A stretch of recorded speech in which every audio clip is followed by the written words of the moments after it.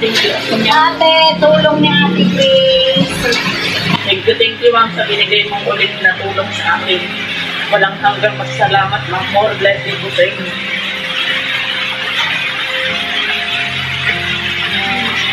Ma'am Grace, panamlas ka natin. Kailangan na gamot na antibiotic sa urinary tract infection, tapos gamot sa high blood, gamot sa puso, inhaler ko po pag paatake ko yung asthma ko, tapos carvedonol, pampalabnaw ng COVID-19, marami pang ibang pampatulog.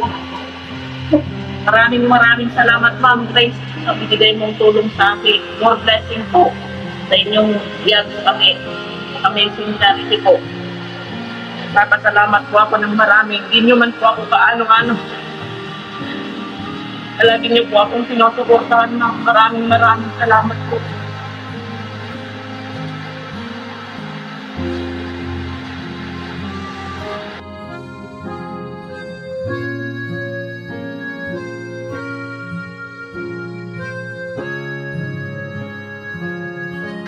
Alis na kami ate.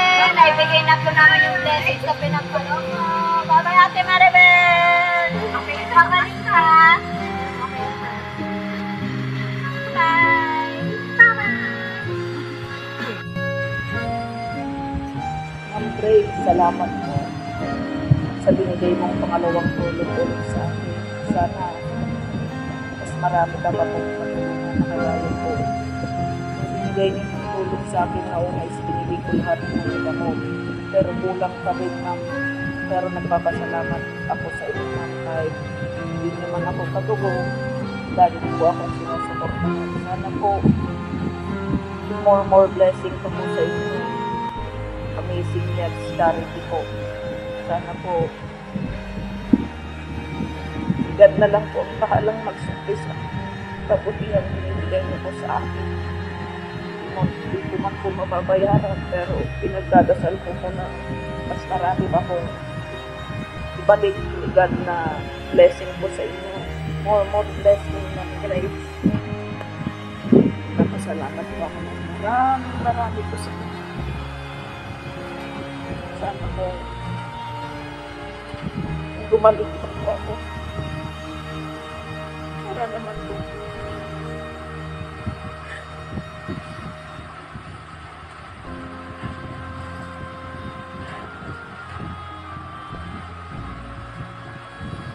human grace sa walang sawang suporta sa akin. Hindi man tayo magkatubo as in.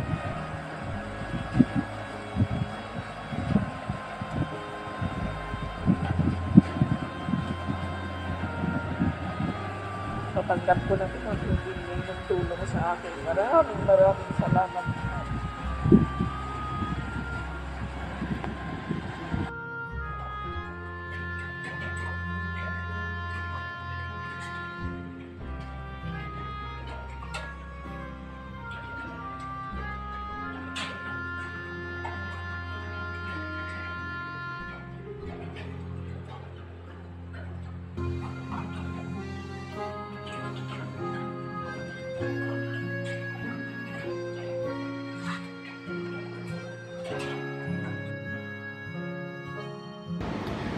Ate Maribel, palagi mong lakasan yung loob mo. Huwag na huwag kang mawawala ng pag-asa. Basta nandito sa puso mo si Papa God, isama mo na rin si Mama Mary. Maglalambing tayo sa Kanya as our own mother. Ang bait-bait po ni Mama Mary. And then, palagi kong sinasabi sa iyo o kahit kanino man yung mga may karamdaman ngayon, buong tiwala lang po tayo kay Lord, kay Papa Jesus. Give up everything to Him.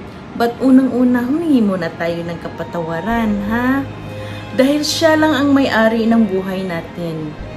So yung mga doctors, nurses, or kung sino pa, Sila ay mga instrumento lamang po na pinapadala ni Papa God sa atin. Hingin natin sa Kanya kung anumang gusto mangyayari natin sa buhay natin. Lalo na sa kalusugan mo, kailangan magpalakas ka kasi may mga anak ka, kinakailangan kanila. Kailangan nila ang kalinga ng isang ina. So, ngayon, kung worried ka sa saan ka hahanap ng pera para sa pangbayad ng hospitals mo or pambili ng gamot mo, lift up everything to God. Hayaan natin siya. Kung i-offer natin yung sarili natin sa Kanya, alam niya siya lang ang nakakaalam sa buhay natin. At hayaan mong siya ang gagawa ng paraan para ibigay yung mga taong kusang tutulong sa iyo. So, tiwala lang kay Lord. Alam niya ang mga nangyayari sa buhay ngayon. Dahil kung aasa tayo sa paghingi ng tulong sa kung kani-kanino man, ang hirap-hirap. Bihira na lang yung mga taong may mga golden hearts na kusang nagbibigay tulong galing sa puso niya. Hayaan mo siya na ang mag-ano sa atin, mag-guide sa taong yan para tulungan ka. So, yun lang. Kailangan mo rin ng konting exercise, galaw-galaw din, and then, sapat na pagkain para yung mga healthy foods. Huwag yung mga pagkain na bawal. Alam kong maraming bawal na sa sitwasyon mo ngayon. So, sana iwasan mo rin yun. Dahil yun pa naman ang pinakamasarap yung mga bawal. So, and then, inom ka rin ng sapat na tubig. Para, dahil sa komplikasyon na nangyayari sa kalusugan mo ngayon, ewan ko lang. So, basta sa akin, buong tiwala kay Lord. Give up everything to Him. Yun na lang po. And then, maglambing tayo kay Mama Mary. Hingi rin tayo ng tulong sa Kanya. Yun ay kung naniniwala ka sa dahil ako isa akong Katoliko. So, naglalambing po ako kay Mama Mary. Hindi lang po kay Papa God, but kay Mama Mary din. So, subukan mo lang. God is so good all the time. At ang bait-bait din ni Mama Mary. Okay?